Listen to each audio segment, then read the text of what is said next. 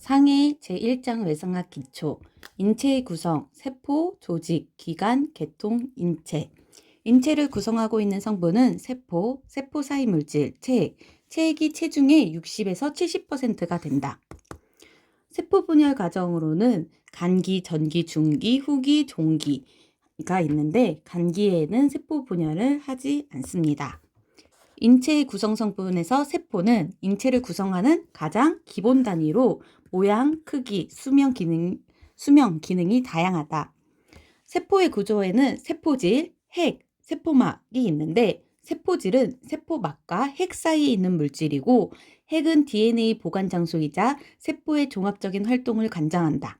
세포막은 외계로부터 세포의 내용물을 격리하는 외벽으로 확산, 여과, 삼투, 눈동적, 음반 등을 조절한다. 세포의 종류는 상피세포, 결합세포, 근육세포가 있고 상피세포에는 상피세포 아래쪽에 결합조직, 즉 피하조직이 있으며 그 사이에는 기저막이 존재한다. 혈관은 기저막 아래에 존재한다. 즉 상피에는 혈관이 없다. 이게 중요하다. 상피에는 혈관이 없다. 결합조직 세포, 피하조직은 전신에 광범위하게 분포하고 있으며 신체의 일부를 연결, 지지한다. 근육세포, 가늘고 긴 근섬유 세포가 근선유 세포가 기본 단위이고 운동할 때 열을 생산하고 자세 유지 기능이 있다. 횡문근, 가로무늬근, 평활근, 민무늬근, 심근이 있는데 횡문근이 가로무늬근이고 평활근이 민무늬근, 심근이다. 세포의 수명은 적혈근은 약 120일을 살고 백혈근은 10일에서 13일. 그리고 중추신경세포는 세포 분열을 하지 않고 일생 동안 살아있다. 세포가 활발하면 수명이 짧고 그게 성피세포이다. 조직. 세포들이 일정한 기능을 수행하기 위하여 모인 집단으로 상피조직, 결합조직, 근육조직, 신경조직이 있다. 기관은 몇 개의 다른 조직들이 모여서 기관 또는 장기를 이루고 계통은 유사한 기능을 하는 기관이 모여서 이루어진 걸로 우리는 총 12계통을 공부할 건데 피부계통, 골격계계통, 근육계통, 신경계통, 내분비계통, 심혈관계통, 면역계통, 호흡기계통, 소화계통, 비뇨기계통, 생신기계통, 감각계계통을 공부할 거다. 해부학 자세. 해부학 자세는 사람이 바로 선 상태에서 얼굴과 눈은 정면을 향하고 팔은 자연스럽게 내어서 손바닥이 앞을 향하고 두 발은 앞을 향하게 하여 발끝은 약간 벌린 채 똑바로 서 있는 자세를 해부학적 자세라고 한다. 이 해부학적 자세를 기준으로 해서 인체를 나누는데 정중면은 인체를 좌우대칭이 되게 나누는 유일한 면이고 시상면은 정중면과 평행을 이루는 수없이 많은 평면이고 전두면은 관상면이라고 해서 모자를 쓰는 걸 생각해서 인체를 앞뒤로 나누는 거다. 모자를 쓰는 거 그대로 몸을 나눈다고 생각하면 되고 횡단면은 수평면, 가로면이라고 하는데 화살을 쏜다고 생각했을 때 그 화살이 딱 들어왔을 때 인체를 상하로 나누는 면이다. 위치 및 방향에 관한 용어로 내측은 정중면에 가까운 부위, 외측은 정중면에서 먼 부위. 발로 하면은 발을 안쪽으로 가까이 할수록 내측에 가깝다고 하고 발을 바깥쪽으로 벌릴수록 외측에 가깝다고 한다. 앞뒤는 관상면을 했을 때 앞뒤, 그러니까 몸의 앞쪽을 배쪽, 몸의 등쪽을 등쪽, 배쪽이라고 한다. 위, 머리 꼭대기에 가까이 있는 쪽을 머리 쪽, 아래, 발바닥 가까이 있는 쪽을 꼬리 쪽, 근위, 사지에서 몸통에 가까운 쪽, 심장을 기준으로 해서 가까운 걸 근위, 원위는 심장을 기준으로 해서 몸통에서 먼 쪽을 원위, 장측, 손의 앞면, 손등, 배측은 뒷면, 저측, 발 안에 발등은 배측. 그리고 관절의 운동의 용어로는 굴곡, 관절의 각을 줄여 굽히는 운동을 굴곡이라고 하고, 그러니까 팔이 몸 안쪽으로 가까이 오는 거를 굴곡, 팔을 피는 거를 신전, 관절의 각을 크게 해서 펴는 운동을 신전, 과신전은 해부학적 자세보다 더 펴는 운동을 과신전이라고 한다. 내전은 사지가 정중면 가까이 오는 운동으로 팔을 옆으로 나란히 해서 앞으로 나란히 했을 때의 내전, 외전은 사지가 정중면에서 멀어지는 걸로 앞으로 나란히 한 거를 옆으로 나란히로 하는 거를 외전이라고 한다. 회전, 굴곡, 신전, 내전, 외전의 연속된 운동. 회전, 장축을 축으로 해서 도는 운동이고, 회내, 손등이 앞쪽을 향하게 하는 거, 이렇게 뒤집는 거. 회외, 손바닥을 앞쪽을 향하게 뒤집는 게 회외. 내반, 발바닥 전체가 내측을 향하게 하는 거. 외반, 발바닥 전체가 외측을 향하게 하는 거. 부위에 관한 용어, 경부, 목 부위, 흉부, 가슴과 목과 복부 사이. 요부, 흉곽과 골반 사이의 뒷부분, 청골부, 엉덩이 바로 위, 등의 아랫부분. 손바닥, 손의 앞면, 손등은 뒷면. 발바닥, 발 아랫면, 발등은 발 윗면. 애과, 체간과 상체 부착 부위의 겨드랑이. 서해부, 복벽에 대퇴가 붙는 곳, 우리가 흔히 말하는 사타구니를 말한다. 상완, 어깨와 팔꿈치 사이의 상치 부분을 상완이라고 하고, 전완은 팔꿈치와 손목 사이의 상지 부분을 전완이라고 한다. 대퇴, 둔부와 무릎 사이의 하지 부분이고, 하퇴는 무릎과 발목 사이의 하지 부분, 제부는 배꼽 부위의 중심부. 그래서 이거를 또 관절로 나눌 수 있는데, 우리는 전구 관절 모양에 따른 분류로 또 나눌 수 있는데, 절구관절은 관절머리가 방구형으로 관절 오목이 절구 모양을 하고 있는 관절, 가동 범위가 크다. 그렇기 때문에 어깨 관절, 엉덩이 관절 쪽에 절구관절을 볼 수 있다.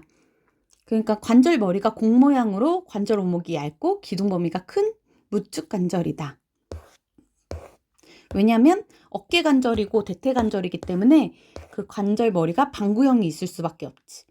상완골을 생각해도 그렇고 대퇴골을 생각해도 그렇고, 평면관절은 관절멸이 평면을 이루는 거로 가동 범위가 작고 운동성이 보다 안정성이 중요한 곳에 보이기 때문에 엉덩이 관절, 천장관절이나 척추뼈에서 볼 수 있다.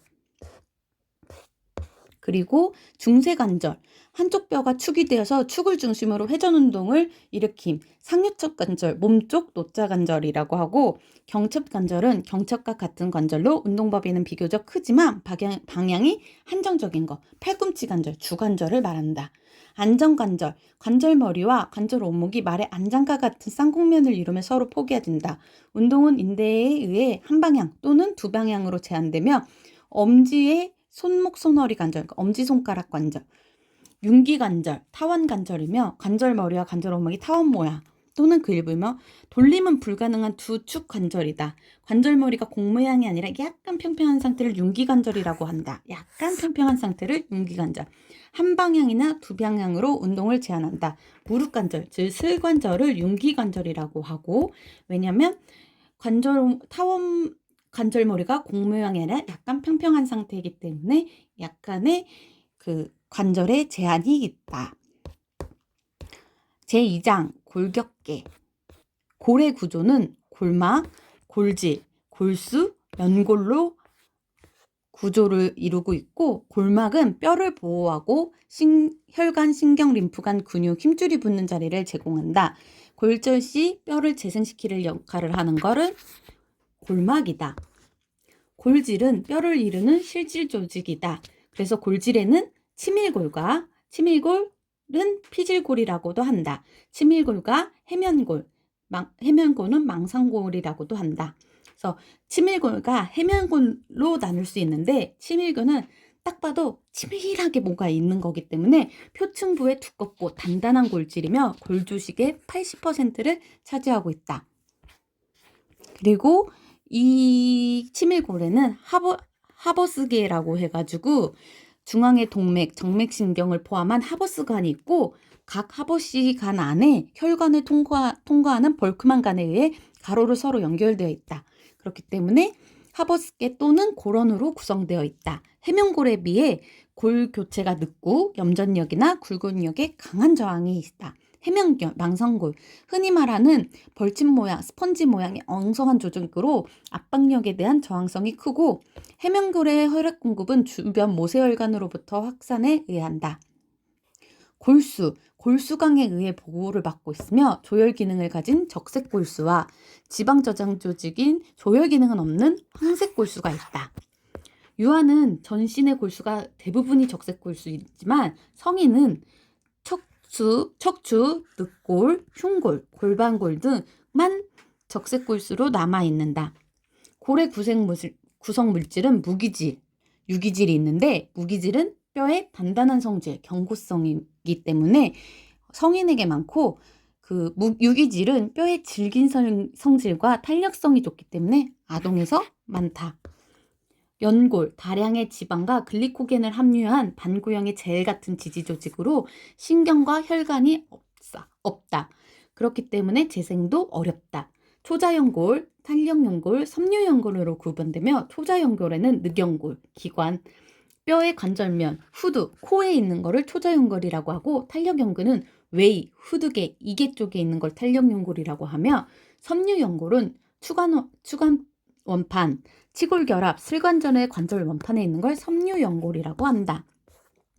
두 번째, 골의 형태와 분류.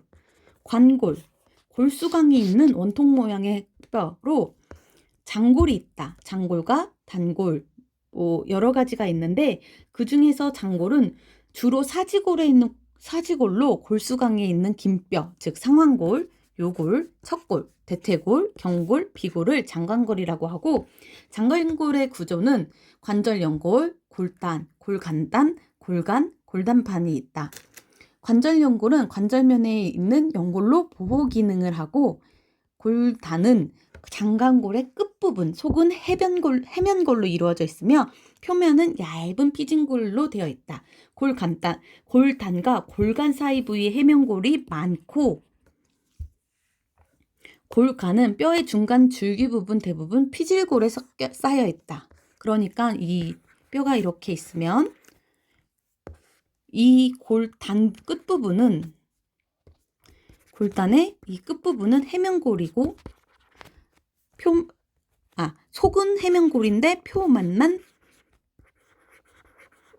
피질골인 거지. 이 골간은 이 부분. 골간단이 이 부분이고 골간이 이 부분. 그래서 골단판은 이 부분이어가지고 뼈가 성장의 길이에 골단판은 성장판이라고 해서 소화에서 장골에서 골단과 골간단 사이에 위치한 얇은 연골판으로 뼈의 길이 성장에 관여를 하고 단골은 장관골의 축소형, 즉 중수골, 수지골, 족지골 이런 우리 손에 있는 뼈들, 발에 있는 뼈들을 말하고 평평골은 평평하고 얇은 골로 골수강이 없다. 평평골로 치면은 우리 흉골, 늑골을 잇는 이 흉골도 평평골의 하나이다. 그래서 전두골, 후두골, 견갑골, 늑골이 평평골이다. 불규칙골로는 구조가 복잡하고 형태가 불규칙한 걸로 척추골, 사골, 저평골이 있다.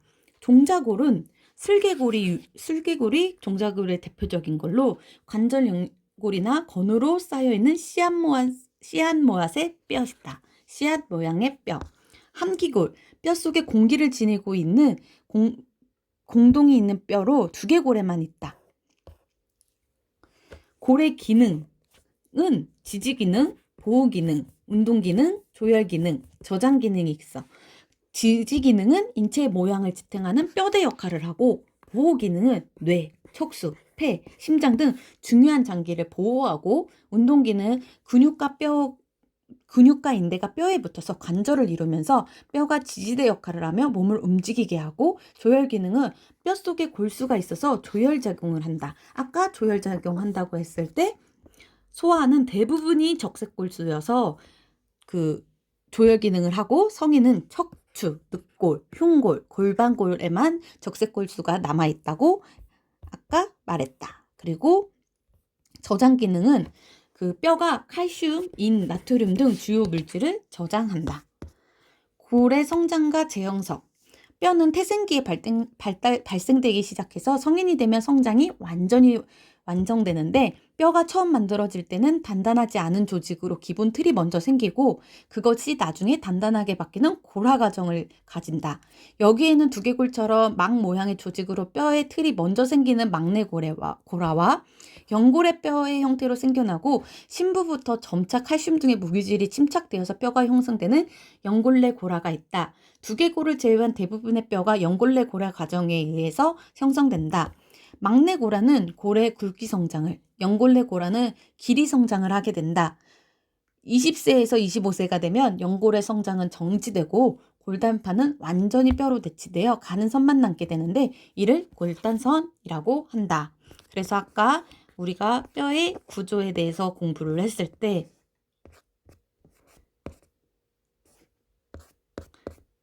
어딨지? 뼈의 구조에 대해서 공부했을 때 골단판이 성장판이라고 나왔던 게 여기에 나오는 그 이유 때문이고 따라서 성인이 되면은 뼈의 길이로의 성장이 완전히 정지되면 더 이상 키가 크지 않는다. 이제 태학이라고 해서 2개월 때쯤에 연골 틀이 있고 향후 뼈가 될 연골 틀이 형성이 2개월 때 되고 태학이 때 3개월 때 뼈모 세포가 연골 틀의 장축 주위에 뼈의 깃을 형성하고 9개월쯤에 연골 바탕질이 약해져서 연골 모형의 축속은 비워지고 그 공간을 해면골이 채운다. 그 다음에 영양동맥이 뚫고 들어가는 것이 계속되고 뼈 형성 부위는 확장된다. 그렇게 돼서 출생을 하게 되면 뼈 형성의 두 번째 중심은 뼈의 끝부분에서 발생하고 그 다음에 이제 어린이가 되면서 연골은 다른 뼈와 마찰을 주기 위해 뼈 표면에 그리고 연골의 성장판 속에 남아있게 되는 거다. 다섯 번째, 관절. 뼈와 뼈가 기능적으로 서로 만나는 부위를 관절이라고 하고 관절 구조에 따른 분류로 섬유관절, 즉 부동관절이라고 해서 두개골에서 나타나며 뼈 사이의 공간이 거의 없고 그 속에는 섬유 조직이 들어있어 움직임이 거의 없는 걸 부동관절, 움직임이 없는 관절에서 섬유관절이라고 한다. 연골관절, 반부동관절, 척추에서와 같이 관절 사이에 연골판이 끼어 있어 어느 정도 운동은 가능한 관절이 연골관절이다. 윤활 가동관절이라고 해서 운동이 아주 자유로운 관절 주머니가 감싸며 관절 주머니 안에는 혈관이 풍부한 활막으로 덮여 있고 활막은 관절강내로 활액을 분비하여 관절면에서 윤활 작용을 함. 이런 활막에 염증이 생기는 게 나중에 보면은 질병에서 이제 활막염 관련 류마티스성 관절을 활막염 환자인데 류마티스성이 이 활막에 관절 염증이 생기고 거의 전신적으로 그 증상이 나타나는 걸 류마티스 관절염이라고 한다. 관절의 기본 구조, 뼈를 부드럽게 움직이게 하기 위해서 관절의 구조는 다음과 같이 되어 있다. 근육, 뼈, 인대로 되어 있고 또 이 관절 주머니에는 섬유막, 윤활막, 관절안이 있고 그 안에서 관절 연골을 이루고 있다.